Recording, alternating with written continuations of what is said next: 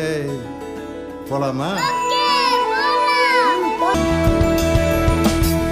வாழ்க்கையே என்றுமே எதையோ தேடும் பயணம், இறுதியில் அடைக்கலம் பேரம் பேத்தி ஜனனம்.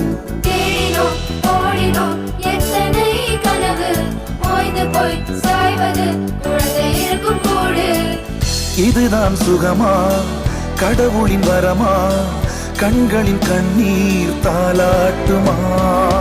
தாயும் இல்லை காரமும் இல்லை, தோளில் ஒன்று மடியில் ஒன்று, உணர்ந்தால் மட்டும் புரியும் உயிர் மட்டும்